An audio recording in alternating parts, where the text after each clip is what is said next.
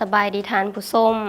ยินดีต้อนรับทุกท่านเข้าสู่การรายงานพยากรณ์อากาศที่ห้องข่าวกรมอุตุนิยมและอุทกศาสตร์สำหรับสภาพอากาศอยู่ในมื้อนี้มันจะมีฝนตกฟ้าร้องฟ้าเหลื่อมในระดับคอยและมีลมพัดแรงอยู่บางท้องถิ่นอยู่ในแต่ละภาค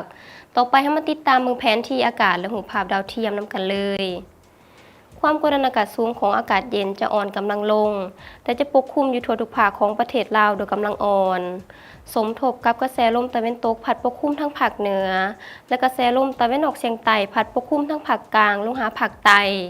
ซึ่งเจตให้อากาศมันจะเย็นในตอนกลางคืนหาตอนเช้าอยู่ทั้งแขวงภาคเหนือแขวงไชยสมบูรณ์และเขตภูเพียงบริเวณ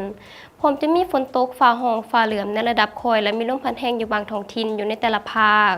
ต่อไปเรามาติดตามเบิ่งสภาพอากาศอยู่ในแต่ละภาคนํกันเลยภาคเหนือด้านตะวันออกอากาศเย็นในตอนกลางคืนหาตอนเช้าและจะมีฝนตกฟ้าร้องฟ้าเหลื่อมในระดับคอยพร้อมมีลมพัดแรงอยู่บางท้องถิ่นหน้าที่การปกคลุมของฝนเท่ากับ20ส่วนหอยของภาคอุณหภูมิอยู่ในระหว่าง17-31องศาภาคเหนือด้านตะวันตกอากาศเย็นในตอนกลางคืนหาตอนเช้าส่วนอยู่ในตอนบ่ายมันอากาศร้อนและจะมีฝนตกในระดับคอยอยู่บางท้องถิ่นพร้อมมีลมพัดแรงเป็นบางโอกาสหน้าที่การปกคลุมของฝนเท่ากับ15ส่วนหอยของภาคอุณหภูมิอยู่ในระหว่าง19-37องศาที่นครหลวงเวียงจันทร์อากาศร้อนพร้อมจะมีฝนตกในระดับคอยอยู่บางบริเวณพร้อมมีลมพัดแรงเป็นบางโอกาสหน้าที่การปกคลุมของฝนเท่ากับ10ส่วนหอยอุณหภูมิอยู่ในระหว่าง25-36องศาภาคกลางอากาศร้อนพร้อมจะมีฝนตกฟ้าร้องฟ้าเหลื่อมในระดับคอยอยู่บางท้องถิ่นพร้อมมีลมพัดแรงเป็นบางโอกาสหน้าที่การปกคลุมของฝนเท่ากับ25ส่วนหอยของภาคอุณหภูมิอยู่ในระหว่าง22-37องศาสำหรับแขวงไชยสมบูรณ์อากาศเย็นพร้อมจะมีฝนตกฟ้าร้องฟ้าเหลื่อมในระดับคอยอยู่บางบริเวณพร้อมมีลมพัดแรงเป็นบางโอกาสหน้าที่การปกคลุมของฝนเท่ากับ15ส่วนหอยอุณหภูมิอยู่ในระหว่าง17-32องศาภาคใต้อากาศร้อนเอา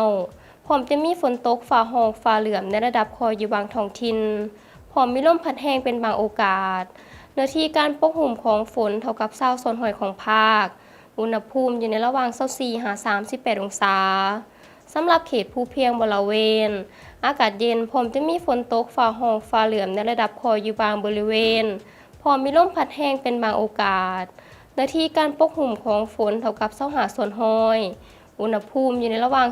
17-29องศา